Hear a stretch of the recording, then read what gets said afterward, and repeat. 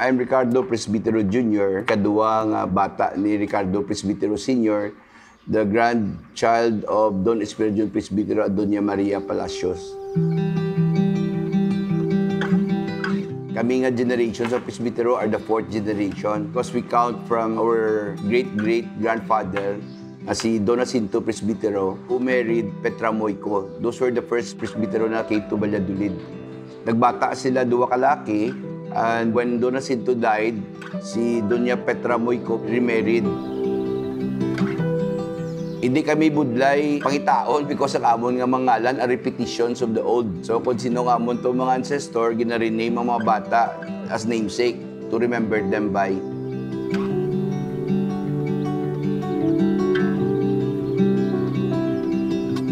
Ini nga house was constructed because it is a wedding gift to my uncles, Don Guillermo Presbitero, who was married to Teresa Lacson from Talisay. Way back in the 1930s, pagkasal nila, ginhatag sa ila niyang balay. But at that time, when they got married, they didn't have any children. So when they decided to migrate to Mindanao, gin-pass on nila ang house to my father, Ricardo Presbitero Sr., who was single at that time. My father married late when he was 45 years old. This house was designed by the same person who made the Bambukal Bat House.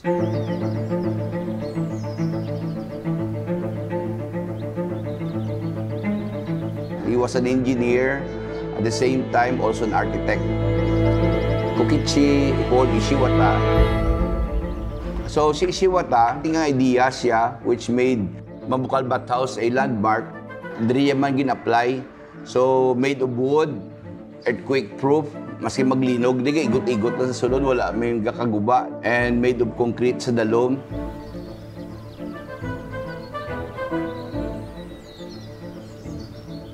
Very, very nice sa pag-design niya, no? For a man of his time in the 1920s.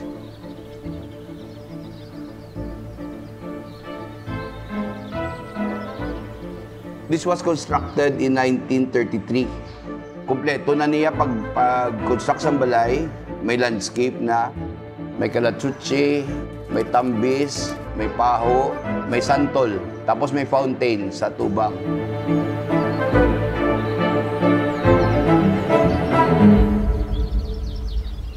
The landmark, this was designed by Ishiwata. Ang iyang approach sa stairs siya, do may pagoda, do almost as Japanese style nga kasada, no?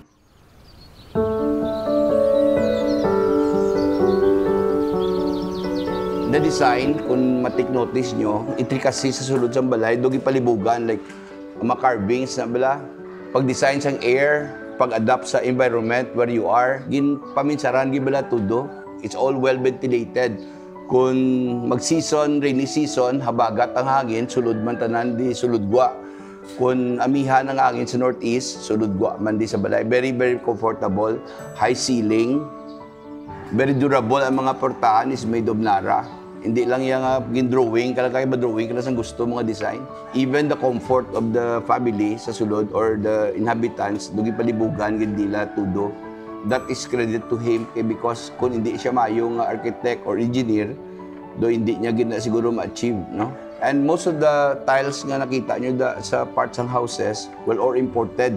Even ang door na, way ka nakuhaan ng steel door sa mong balcony. Ang iba ng glass sa piyak nga colored glass, hindi mo na makita na subong. May mga imitations na nga made of plastic, pero the original ones, hindi mo na makita anywhere.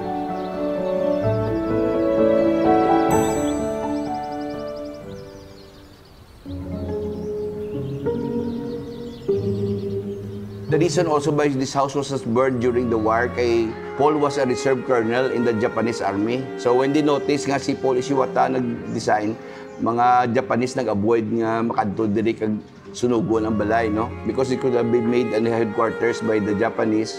Amo na nga na-preserve ning balay, and in fact, so many people went here nga, basi may treasure da kay hapon na nagbuhat, no? But kung may treasure ang balay mo, siguro hapon guro diri na lang imatay kay ang ila treasure ko nila diri na gilubong, but it never happened. It took some time because ang intricacies like ang lumber magbalay kabala siniyo ang mga walls na ginatambi-tambi na siya mo. And even ang atop because ang atop is made of thick ang galvanized nga daan before. So kabudlay sina. Every 2 years nag-repair kami and every 10 years kapapinta kami. So could you imagine since 1933 kapila na ni siya mapintahan. And why the color red and white?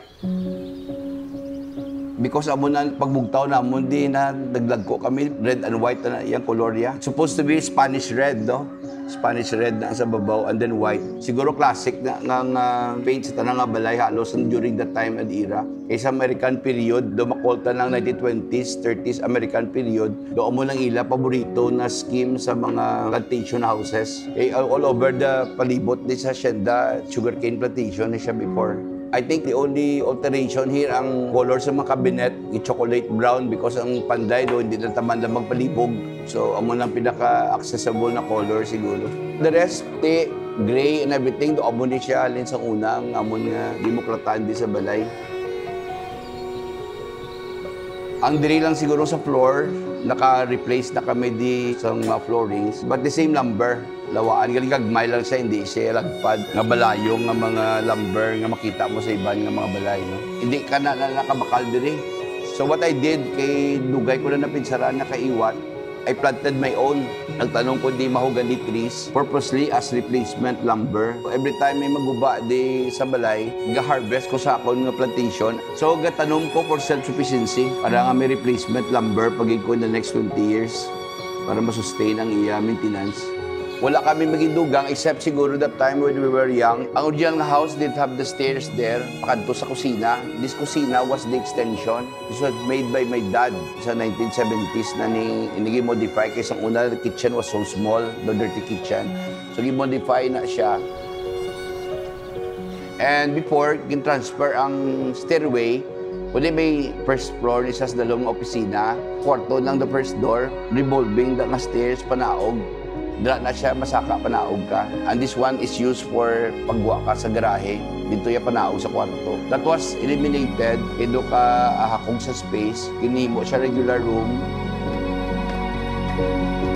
This house has been maintained and kept by us, the children, including ang mga ginaprosesyon namon nga mga santo sa simbahan. It's been started way back in the 1900s.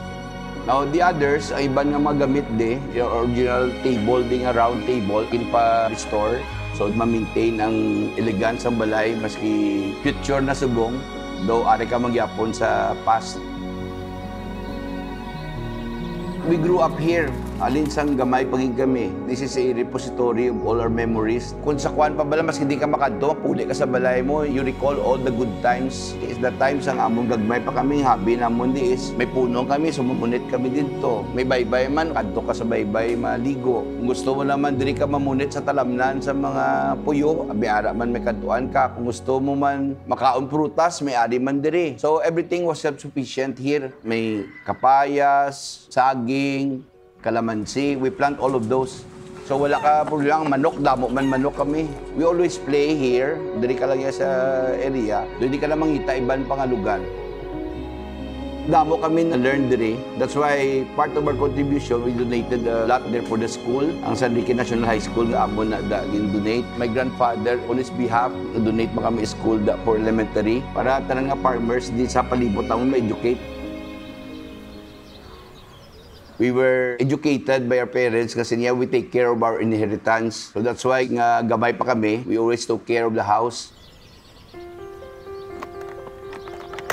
But siguro my advice is, they have to preserve that because every time you see the house standing, it's a monument or legacy of the family. You can be known to have existed in that area because of the existence of your house. Malamong house study is repository sa tanan nga mga past accomplishments ng aton ancestors. You cannot go forward kung wala ka kabalo kung di ka nagalin. I have to let the younger generation know nga, this is your grandfather. Amo naging obraya sang una para they have somebody to emulate, may role model sila. Letting the next generation know na you tread carefully, maayo dapat obrahon ninyo because kung mga parents before you, naghibo man sang maayo. So there's something worth emulating. siguro we should always look at kung di man kita nagalin. That's why it keep us grounded ang amon nga character because amon na iya ang tatak sa amon lolo that educated us. No matter where you go, no matter how successful you are, you stay grounded always. Damo lang amon nga character nga nakuha sa iya.